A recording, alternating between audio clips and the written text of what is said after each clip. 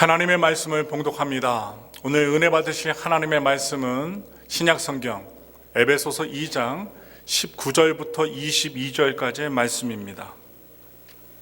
신약성경 에베소서 2장 19절부터 22절까지의 말씀을 우리 다 같이 같은 마음을 갖고 합독하겠습니다.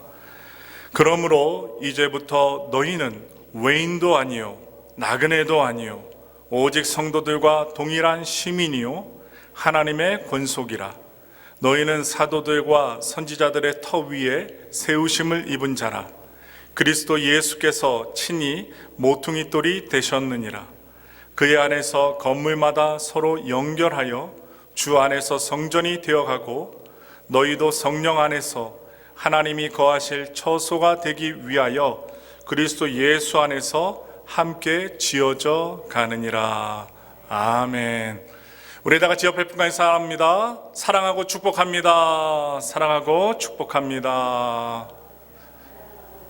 다시 한번 인사합니다. 올 한 해 하나님의 큰 복을 받읍시다 라고 인사하겠습니다. 올 한 해 하나님의 큰 복을 받기를 원합니다. 한 주간 동안 잘 지내셨습니까? 하나님께서 우리를 지켜주십니다. 여러분들 얼마나 하나님께서 기다리셨는지 집에서도 보셨지만 교회에 계시는 하나님께서도 여러분들을 기다리고 계십니다. 오늘 함께 봉독한 에베소서 2장 19절부터 22절의 말씀을 통하여 함께 지어져 가느니라 라는 제목으로 여러분들과 은혜 말씀을 나누겠습니다. 제가 1월 중순부터 에베소서 말씀을 통해 교회론에 대해서 조금씩 살펴보았습니다. 또 살펴보고 있습니다. 오늘도 볼 것입니다.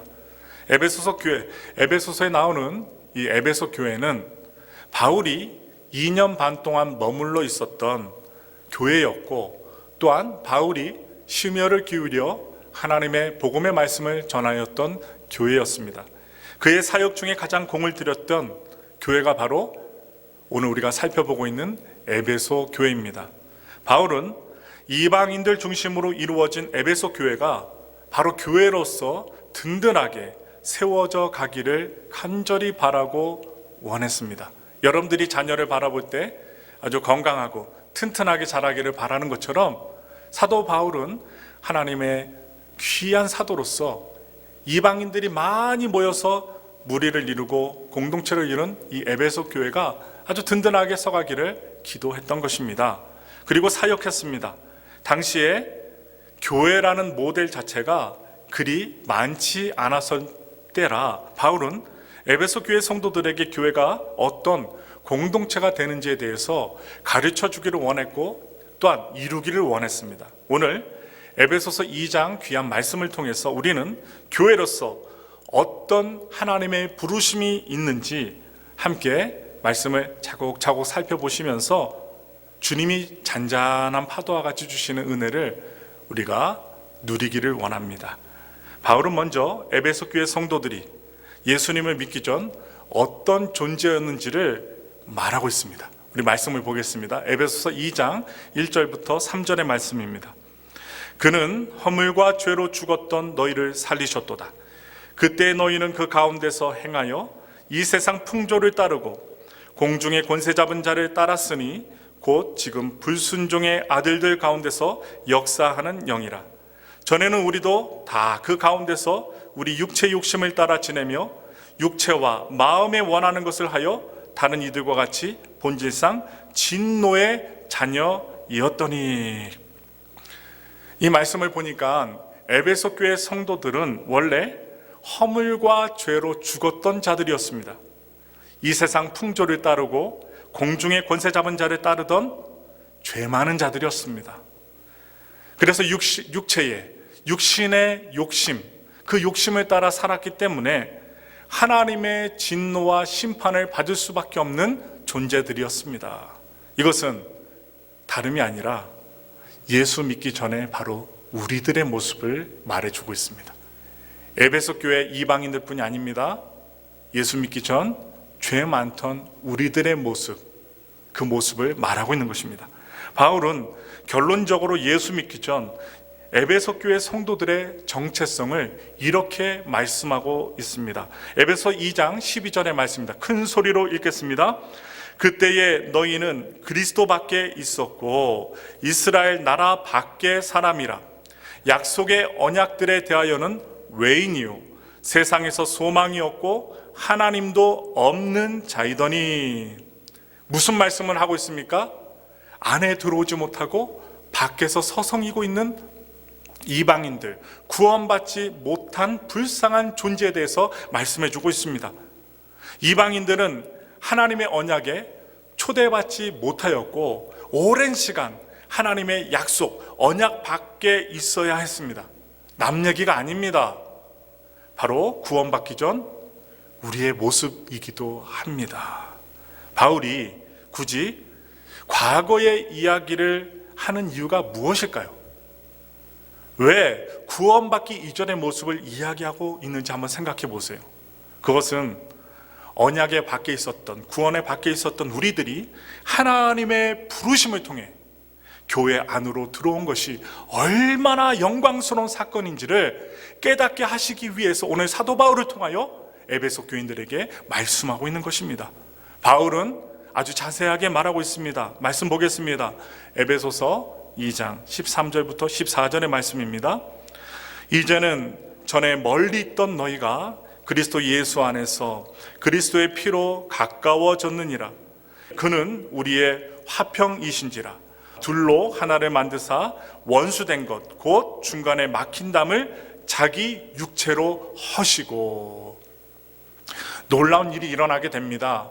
하나님이 역사하시고 그 아들 예수 그리스도의 십자가 보혈로 능력으로 역사하시니까 전에 멀리 있어서 안으로 들어올 수 없었던 존재들, 이방인들이 하나님의 언약 안으로, 구원 안으로 들어오게 된 것입니다. 구원받지 못한 자들이 바로 구원을 얻게 되었다는 사실을 말씀해 주고 있습니다. 이것이 어떻게 가능하게 된 것일까요? 그것은 예수님이 제물되어 죽으심으로 유대인들과 이방인들 사이에 막힌 담을 허물어 버려 주셨기 때문에 바로 가능하게 된 것입니다. 예수님 당시 예루살렘 성전을 보시면 그 예루살렘 성전에는 성전 주위 사면으로 무엇이 있었느냐? 담이 있었답니다. 담. 함부로 이방인들이, 외지인들이 들어올 수 없는 담이 있었습니다. 이 담은 이방인의 뜰과 성전을 구분해 주는 담으로서 이방인은 이 담 너머의 세계로 들어갈 수 없었습니다. 절대로 못 들어갑니다. 이 성전 그 담 벽에는요 경고 문구가 써져 있어요. 곳곳에 새겨져 있어요. 그림 한번 보겠습니다. 여러분 그림을 보시면 경고문이에요. 경고문. 이것이 파괴되어서 남아있는 것을 고고학자들이 발굴해낸 거예요. 무엇으로 적혀 있느냐? 이방인들은 안쪽 뜰과 성소 주변의 난간 주변으로 들어올 수 없다. 들어오다가 잡히는 모든 사람들은 반드시 죽을 것이다 라고 쓰여 있는데 3개 국어로 쓰여 있답니다. 헬라어, 히브리어, 라틴어로 쓰여졌답니다. 우리가 2000년 전에 바로 태어났다면 우리도 이방인들과 같이 성전 안에 못 들어갔을 거예요. 그리고 차별을 겪어야만 했을 것입니다. 못 들어와, 들어오면 죽어 하면서 우리들도 차별을 당했을 것입니다. 그런데 예수님의 피로 성전의 그 두꺼운 담이 바로 무너진 것입니다. 더 이상 유대인들과 이방인의 구분이 사라지게 되었습니다. 그리고 이방인인 우리들에게도 막혀있던 구원의 길이 열리게 되었습니다. 거기엔 바로 하나님의 깊고 오묘하신 하나님의 목적이 담겨져 있습니다. 에베소 2장 15절의 말씀을 읽겠습니다. 법조문으로 된 계명의 율법을 폐하셨으니 이는 이 둘로 자기 안에서 한 세 사람을 지어 화평하게 하시고. 둘입니다. 하나가 아닙니다. 나눠져 있습니다. 담으로 갈라져 있습니다. 함부로 연합할 수 없습니다. 그런데 하나님의 목적은 이렇게 둘로 나뉘어졌던, 서로 원수되었던 유대인과 이방인들이 이제는 하나의 세 사람이 되어서 화평을 이루는 것입니다. 그것이 하나님의 궁극적인 목표였습니다. 이제는 둘이 서로 남남이 아닙니다. 서로 하나가 되는 것입니다. 함께 하나님께 나아가는 백성으로, 구원받은 백성으로 나아가게 된 것입니다. 이것은 곧 한 몸 된 교회로의 부르심을 뜻하는 것이었습니다. 이제 이 에베소 교회를, 또한 에베소를 중심으로 본격적으로 이방인 교회가 형성되는 시점에서 이 말씀은 너무나도 필요한 메시지였다는 것입니다. 예수님은요, 십자가로 이미 우리가 하나의 새 사람으로 이룰 조건을 완성해 주셨습니다. 이미 2000년 전에 구원을 완성해 주셨어요. 그렇다면 우리는 어떻게 나와 다른 사람과 한 새 사람, 새로운 사람과의 관계를 맺을 수 있을까요? 하나의 관계, 교회로서의 관계를 어떻게 맺을 수 있을까요? 하나의 새 사람에게 요구되는 것은 적극적인 샬롬입니다. 적극적인 샬롬. 무엇이냐 설명해 드리자면 원수된 것이 없는 화목된 관계를 맺는 것입니다. 지금 여러분 주변에 관계 속에서 원수 같은 사람이 많이 있으세요? 한번 점검해 보세요. 한번 생각해 볼 때 내가 왼수로 생각하는 사람이 어떤 사람인가 한번 생각해 보십시오. 왼수가 많을수록 관계가 복잡한 분들이에요. 그리고 살아가기 힘들고 스트레스 많은 분들입니다. 여러분, 원수까지는 아니어도, 왼수까지는 아니어도 적극적인 샬롬의 관계를 이루지 못하고 있는 것은 아닌지 오늘 말씀을 들으시면서 저와 우리 모두가 자신을 한번 돌아보기를 원합니다. 예수님은요, 십자가로 원수됨을 소멸하셨습니다. 우리의 죄를 완전히 깨끗게 하셨습니다.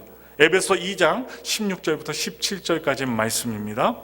또 십자가로 이 둘을 한 몸으로 하나님과 화목하게 하려 하심이라. 원수된 것을 십자가로 소멸하시고 또 오셔서 먼 데 있는 너희에게 평안을 전하시고 가까운 데 있는 자들에게 평안을 전하셨으니. 결국 이 십자가가, 예수님의 십자가가 원수됨을 끊어버리고 한 새 사람을 이루는, 한 교회를 이루는 비결이었던 것입니다. 바로 예수님의 십자가입니다. 사람의 공로가 아닙니다. 사람의 사랑이 아닙니다. 사람의 의지가 아닙니다. 따라서 우리도 예수님과 같이 십자가를 선택할 때 한 새 사람을 이룰 수 있게 됩니다. 우리의 이성적 판단, 우리가 얼마나 판단을 많이 해요? 지금도 예배 드리면서 여러 가지 생각하고 계시잖아요? 이성적 판단입니다. 이런 이성적 판단은 십자가가 아니라 선악과의 열매를 따르려는 속성이 나타난다는 거예요. 옳고 그르다, 그런 나의 판단으로 다른 사람들을 대하려는 그 마음이 바로 저와 여러분들 마음속, 우리들의 마음속에 있다는 사실입니다. 그러나 우리가 선악의 열매를 선택할 때 무슨 일이 벌어지게 되느냐? 관계가 깨어집니다. 단절된 관계가 됩니다. 나는 선한 사람, 선민이고 너는 이방인이라는 담을 세우게 되면, 평가를 하게 되면 딱 담이 그어져서 관계가 깨어지게 된다는 것입니다. 거기에는요, 하나님이 주시는 샬롬, 평화가 없고 한 새 사람은, 하나의 새 사람은 이루어지지 않습니다. 교회는 이루어지지 않습니다. 그러나 내가 예수님의 십자가로 죽고 그리고 십자가를 선택하며 순종하며 나갈 때 무슨 일이 벌어지느냐? 메마른 광에 비가 내리면 생물이 살아나듯이 관계가 회복된다는 사실입니다. 담이 무너져요. 예수님의 십자가를 우리가 의지하면, 그래서 우리 자신을 죽이면 담이 무너집니다. 평화가 옵니다. 그리고 한 새 사람이 지어지게 됩니다. 새 사람이라는 것은 새로운 종류의 인류를 말하고 있습니다. 구원받은 교회의 모습입니다. 그러므로 그것은 더 이상 이방인과 유대인으로 구분이 되어지지 않습니다. 그래서 그런 관계는 지위가 높은 사람, 천한 사람, 많이 배운 사람, 못 배운 사람, 차별이 되지 않는 관계입니다. 여러분, 구원을 받는데 차별이 있습니까? 차별 없습니다. 어느 누구에게나 하나님이 예수 그리스도의 십자가를 통해 주시는 구원의 길은 차별이 없습니다. 오직 믿음으로 말미암아 구원을 받는다는 사실입니다. 그것은 우리에게 주시는 하나님의 놀라운 선물이요 은혜라는 사실 기억하시길 바랍니다. 그것은 너와 나로 구분되지 않는 한 사람으로 존재되는 아주 훌륭한 관계라는 것입니다. 이것이 바로 교회인 것입니다. 교회. 세 사람은요, 결코 혼자서 독립적으로 외톨이로 이룰 수 없습니다. 관계 속에서 이루어지는 것입니다. 십자가로 내 마음의 담을 허물어 버릴 때, 내 생각의 담을 허물어 버릴 때 바로 하나님이 주시는 교회, 세 사람이 이루어진다는 사실입니다. 바울이요, 이어서 교회로 부름받은 우리는 더 이상 외인도 나그네도 아니라고 합니다. 성도들과 동일한 시민이라고 표현하고 있어요. 우리 다 같이 에베소 2장 19절의 말씀을 보겠습니다. 그러므로 이제부터 너희는 외인도 아니요 나그네도 아니요 오직 성도들과 동일한 시민이요 하나님의 권속이라. 아멘. 교회로 부름받은 우리는 하나님께서 보호해 주신 그 하늘 아래서 똑같은 권리를 누리는, 똑같은 은혜를 누리는 하나님의 나라의 시민이 되었다는 말씀입니다. 그것을 믿으십니까? 하나님 나라의 동등한 시민이에요. 옆에 분들과 똑같은 권리를 누릴 수 있는 시민이라는 거예요. 따라서 교회 안에는 우리는 신분이나 계급이나 다른 어떠한 이유로 차별의 대상이 될 수가 없다는 것입니다.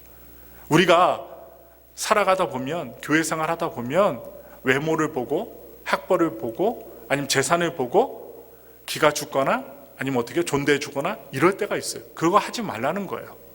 예수님 안에는 그런 교회 안에는 차별이 없다는 것을 예수님조차 하나님의 아들로서 우리에게 존대해 주셨기 때문에, 허물어 버리셨기 때문에, 담을 무너뜨려 주셨기 때문에 예수님을 믿는 성도들도 목회자도 동등하게 예수님과 같이 교회 안에서 차별이 없는 신앙생활 해야 된다는 것입니다. 바울은요, 교회로 부름받은 우리들이 하나님 나라의 시민일 뿐 아니라 또한 하나님의 권속, 이 권속이 뭡니까? 패밀리예요, 패밀리. 가족입니다, 가족. 권속이라는 말, 가족이라는 말씀으로 표현하고 있는데 우리가 남이 아니라, 우리가 남이 아닙니다. 하나님 안에서 친구요, 형제요, 자매라는 거예요. 그러므로 예수님의 피로 맺어진 가족이라는 것입니다. 가족. 한번 생각해 보세요. 가족. 그런데 권속은요, 가족이긴 가족인데 아주 대가족을 말합니다. 대가족. 옛날 우리 나이 드신 분들, 대가족 속에 사셨던 분들은 그 생각만 해도 아주 머리가 지끈지끈하실 거예요. 빨래가 산더미 같고, 예수 믿기 전에 제사 드렸던 집안은 어떻게 해요? 1년에 몇십 번 제사를 드려갖고 손톱이 다 빠질 정도로 일했다고 하는 전설의 고향 같은 이야기를 하시는 분들 계실 거예요. 대가족은요, 사람이 많습니다. 그리고 대가족의 특징이 있어요. 홀로 조용히 살아갈 수가 없어요. 얼마나 모이면요, 돛대기 시장이라고 합니다. 돛대기 시장처럼 막 그냥 소리가 엄청 납니다. 특별히 어느 지역에 가면요, 사투리가 아주 그냥 억세 같고요. 저는 싸우는 줄 알았어요. 막 한 20명, 30명 모여갖고 막 좋아갖고 아이고 잘 있었나 하면서 막 하는데 막 난 뭐 머리끈 잡고 싸우는 줄 알았는데 그게 아니라 너무 반감을 표현한 게 하이톤으로 얘기하다 보니까 마냥 그 한 방이, 거실이요, 들썩들썩 하더라고요. 대가족이 모인 곳은 조용할 날이 없습니다. 대가족은요, 서로 부딪힙니다. 부딪히고 부대끼는 일이 많아요. 우리 성도님도 한번 생각해 보세요. 성도님들 중에 형제들이 많은 분도 계세요? 형제들이 많은 가족일수록 싸움이 많아요, 평화가 많아요? 싸움이 많습니다. 맨날 치고받고 싸우고 코피 흘리고 머리 빠지고, 그리고 아빠 엄마한테 혼나갖고 저 구석에서 손 들고 있고, 공평하게 혼나야 되니까요. 혼자인 데는 별로 혼날 일이 없어요. 혼자만 잠잠히 있으면 되니까. 먹을 것도 혼자 많이 줘, 학용품도 혼자니까 풍성하게 줘. 그런데 한 형제가 10명 돼봐요. 한 다스 12개짜리 연필을 사도 하나씩 다 갔겠지만 큰 누나나 형님이 하나 더 갔습니다. 그럼 왜 하나 더 갔냐고 막 싸우다가 어떻게 해요? 혼쭐이 납니다. 왜 제가 이 말씀 드리냐? 대가족들은요, 부딪히고 부대끼는 일이 많다는 거예요. 그러나 그런 관계 속에서 인격이 훈련이 됩니다. 가족이 많은 데는요, 훈련이 있어요. 그런 형제들은요, 아나바다, 아껴 쓰고 나눠 쓰고 바꿔 쓰고 하는 그런 것들이 훈련이 돼 있어요. 좀 싫겠죠. 언니 오빠가 입었던 옷을 갖다가 이렇게 허름한 옷을 물려 입어야 되니까 힘들겠지만, 돈이 없는데 어떻게 해요? 서로 나눠 쓰고 아껴 쓰고 해야 되겠죠. 그러니까 그런 것들이 훈련이 돼 있어요. 그런데 혼자 살았던 사람들은 다 그렇진 않지만 너무나도 풍성하기 때문에 그런 아껴 쓰고 나눠 쓰는 것, 그런 것들을 잘 못할 수가 있습니다. 왜냐? 형제들과 부대끼지 않았기 때문에 그렇다는 것입니다. 그래서 인격이 덜 훈련이 될 수가 있어요. 독자들은 서로 양보하고 포용하고 원만한 관계를 맺는 훈련을 자연스럽게 대가족에 있는 사람들은 훈련을 하게 돼 있다는 거예요. 바로 교회가 그런 대가족과 같은 공동체라는 사실을 여러분 아셔야 된다는 것입니다. 가족끼리는요, 가끔 싸우기도 합니다. 화가 나기도 합니다. 미워지기도 합니다. 인간적인 모습이 다 보이기 때문에 싸우는 거예요. 미워하는 거예요. 그러나 인간적인 약점이 드러났다고 가족 구성원에게, 그 문제가 있는 사람에게 너 탈퇴해, 우리 가문에서 나가, 안 합니다. 아무리 싸워도 함께 사는 거예요. 화해하고 사는 거예요. 용서하며 사는 거예요. 시간이 갈수록 인간적인 약점이 드러나고, 그리고 보이는 곳이 어떤 곳이냐? 교회라는 곳입니다. 시간이 갈수록, 맨 처음에 새신자로 왔을 때는 아무도 몰라요. 근데 시간이 갈수록 어떻게 합니까? 좋은 점도 많이 드러나겠지만 약점도 드러나는 곳이 바로 교회라는 곳입니다. 여러분, 교회는 어떤 곳입니까? 여러분과 제가 다 천사예요? 뒤에 날개 있어요? 맨날 선한 마음 품고 할렐루야 하면서 어떻게 해요? 선만 베풀며 살아요? 교회는요, 죄인들이 모이는 곳입니다. 용서받고 죄인들이 모여서 예수님의 피로 용서받고 구원받는 사람들, 그래서 기쁨을 나누고 서로 용서해주고 사랑하는 곳이 바로 교회입니다. 천사가 모인 데는 어디입니까? 하늘나라예요. 하늘나라. 그러므로 시간이 갈수록 인간의 약점이 드러난다고 해서 여러분 너무나도 미워하지 마세요. 교회는요, 대가족이기 때문에 서로 용서하는 것을 배울 수 있는 곳입니다. 서로 싸울 수도 있어요. 교회 안에서 싸울 수도 있습니다. 그러나 결국 서로를 이해하고 세워주는 관계로 나아가고 성장하는 곳이 바로 교회 공동체라는 거예요. 바울이 이어서 교회를 성전으로 묘사하면서 그 성전이 세워진 터와 기초에 대해서 아주 자세하게 이야기합니다. 에베소 2장 20절 말씀입니다. 너희는 사도들과 선지자들의 터 위에 세우심을 입은 자라. 그리스도 예수께서 친히 모퉁이 돌이 되셨느니라. 사도와 선지자는 하나님의 말씀을 듣고 공부하고 또 전하는 자들입니다. 교회가 사도와 선지자들의 터 위에 세우심을 입었다는 이 말씀은 교회가 하나님의 말씀과 그 뜻 위에 그 터가 세워져야 함을 바울은 말하고 있습니다. 교회가 하나님의 말씀을 중심으로 세워지지 않는다면, 교회가 아무리 친목이 좋고 싸우지 않고 돈도 늘어나고 재정도 튼튼하고 사람이 아무리 많다고 해도 그 모임은요, 친목단체입니다. 친목단체. 놀기 위해서, 먹기 위해서, 서로 좋게 게임하기 위해서 모이는 친목단체에 불과한 것이라고 볼 수 있습니다. 대학에서 뭡니까? 동아리라고 해요. 서클. 뜻이 맞는 사람끼리 모여서 삽치기 삽빠빠 하면서 노는데 친목단체로 볼 수 있다는 거예요. 또한 성전에는 모퉁이돌이 있습니다. 모퉁이돌. 이 모퉁이돌은 다른 부분과 연결이 되어서 건물을 이루어가는 기초석이라고 볼 수 있습니다. 교회는요, 오직 예수 그리스도를 기초석으로 하여서 세워져야 함을 사도 바울은 말해주고 있습니다. 우리 교회도 예수 그리스도 중심, 말씀 중심으로 나아가야 됨을 말씀을 드립니다. 사람의 능력이나 재물이나 다른 어떤 것이 교회의 기초가 될 수 없다라는 말입니다. 바울은요, 주장합니다. 우리 다 같이 읽겠습니다. 에베소 2장 21절부터 22절의 말씀입니다. 그의 안에서 건물마다 서로 연결하여 주 안에서 성전이 되어가고 너희도 성령 안에서 하나님이 거하실 처소가 되기 위하여 그리스도 예수 안에서 함께 지어져 가느니라. 바울은요, 교회를 주 안에서 성전이 되어가고 예수님 안에서 함께 지어져 가는 성전으로 표현하고 있습니다. 성전. 현재 진행형이라는 거예요. 완성이 된 게 아니에요. 계속 지어져 가는 것입니다. 그리고 계속 만들어져 가는 거예요. 교회인 우리가, 여러분과 저는 교회입니다. 하나님이 사랑하신 교회예요. 우리 교회가 완성된 사람들이 아니라 여전히 공사 중인 사람들이 모인 곳이 바로 교회라는 거예요. 여러분, 완벽하면 자기 힘으로 구원받죠. 천국 가죠. 죄 짓지 않죠. 여러분, 우리 자신을 돌아보세요. 저 자신도 돌아봅니다. 얼마나 허물과 죄가 많은지 모릅니다. 얼마나 많은 연약함이 있는지 모릅니다. 부끄러워요. 부끄러운 우리들에게 예수님께서 찾아와 주셨잖아요. 얼마나 감사해요. 근데 많은 분들이 착각할 때가 있어요. 교회는 완벽한 사람들이 있는 곳이다. 아닙니다. 우리는요, 계속 아름다운 하나님의 교회로서 만들어져 가는 중입니다. 공사 중인 사람들이에요. 그러나 완성을 향해 계속 세워져 가는 사람들이 그리스도인이라는 사실을 잊지 마세요. 우리 중 어느 누구도 혼자 완성된 모습을 갖출 수 없습니다. 하나님이 거하실 처소가 되기 위하여 우리는 서로 도와야 합니다. 도와주어야 돼요. 서로 안에 미완성인 모습을 볼 때 우리는 저분이 아직 공사 중이구나, 아직 훈련받고 있구나, 기도해 줘야지, 이렇게 생각을 갖고 사셔야 돼요.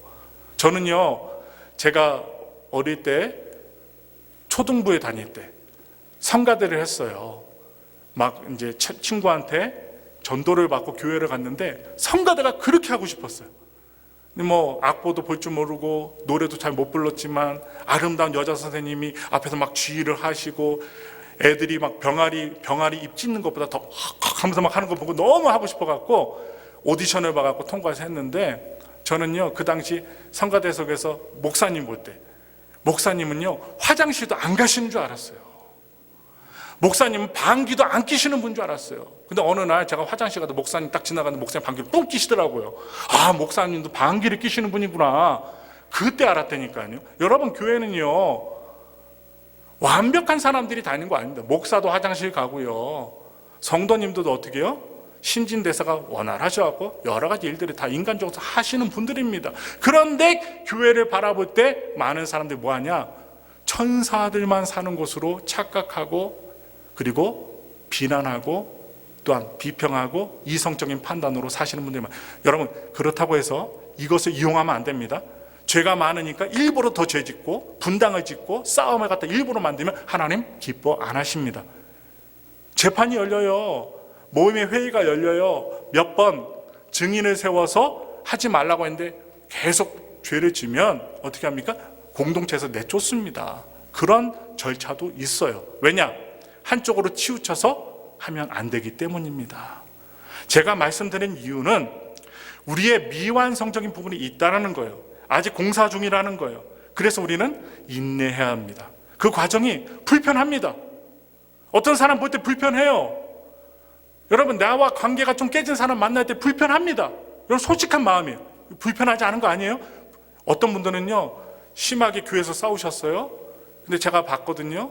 교육자니까. 그런데요, 나중에요 한국에서 있습니다. 그런데 어떻게 해요? 이마트 같은데, 큰 시장 같은 데서 딱 저는 중간에 있고 그분들이 딱 지나가는데 한 100m, 50m에서 딱 보니까 어떻게 해요? 앞으로 쫙 가다가 뒤로 돌아. 딱 가다가 그 모양새가 보이니까 자기가 물건을 사려는 곳으로, 장소로 가지 않고 딱 해갖고 딴 장소로 갑니다. 무슨 말입니까? 마주치기 싫다는 거예요. 저 인간은 마주치기 싫다 이겁니다. 불편할 수 있어요. 아니, 불편합니다. 그러나 불편함을 감당하는 것 역시 함께 지어져 가는 과정입니다. 그래서 우리는 그렇게 함께 지어져 가는 교회로 부름을 받은 것입니다. 우리 엘파소 순복음교회는 제가 4대 목사거든요. 3대 목사님들과 거쳐가신 많은 성도님들의 기도와 헌신의 터 위에 세워져 왔습니다. 그리고 여전히 부족하지만 지금까지 예수 안에서 함께 지어져 가는 공동체의 부르심을 여전히 받고 누리고 예배드리고 있어요. 엘파소 순복음교회 여러분 주보 앞에 목표에 보시면 말씀과 성령으로 충만한 교회를 추구하고 있습니다. 성장은요 단순히 교인들이 많아지는, 교인들의 숫자가 증가되는 것을 말하고 있지 않습니다. 그러한 성장도 우리에게 있어야 합니다. 그러나 무엇보다 우리의 신앙과 인격의 성장이 있어야 됩니다. 인격의 성장. 주님을 닮은 인격이 자라나고 삶이 변화되는 성장이 있기를 저는 소망하며 기도해 봅니다. 그리스도의 장성한 분량에까지 이르기 위한 성장이 있는 교회가 되기 위하여 정교회를 대상하여, 여러분, 정교회를 대상으로 예배, 팬데믹 속에서 예배 드리자고 했고요. 그리고 성경 강해 말씀에 대한 훈련을 세워나가고 있고, 또한 새벽에도 수요예배도 금요기도에도 주일날에도 또 맞게끔 강해 말씀을 전하고 있습니다. 그리하여 목회자와 성도들이 함께 성장하는 교회가 되기 위하여 노력하고 있습니다. 요즘 신앙 성장을 위한 프로그램들이 얼마나 많은지 몰라요. 그래서 많은 성도들이 그런 프로그램들을 통해서 영적인 성장을 이루려고 하고 기웃기웃거립니다. 여러분, 분명히 프로그램이 주는 유익한 장점이 있습니다. 그러나 진정한 성장은 공동체 안에 언약 관계를 통해 이루어진다는 거예요. 약속의 관계, 말씀의 관계, 하나님의 구원의 관계로 성장이 이루어진다는 것입니다. 바울 당시 헬라 문학에서, 여러분, 헬라 쪽 이 문화에서 배울 수 있는 것, 여러분, 진리를 배우려면 선생을 찾아갑니다.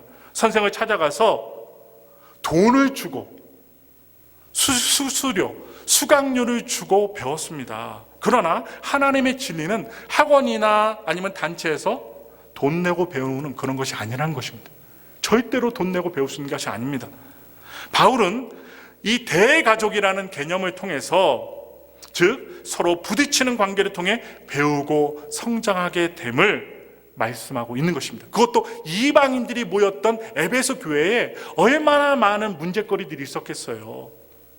문화가 다르고요, 생활 자체가 달라요. 그곳에서 그 이방 교회였던 에베소 교회가 문제가 많았다는 거예요. 그런데 즉 서로 부딪히는 관계, 또한 맞닥거리는 관계를 통해 배우고 성장하게 됨을 말하고 있는데, 저는 우리 교회가 서로의 관계 속에서 인내하고 용서하고 사랑하면서 주님을 닮은 인격이 자라나기를 바랍니다. 그래서 우리의 삶이 변화된 거예요. 그래서 목사를 만날 때, 옆에 분들을 만날 때 내가 예수님의 말씀대로 살았더니 이러한 변화가 있었고 이러한 응답이 있었다라고 잔잔하게 간증해 주는 거예요.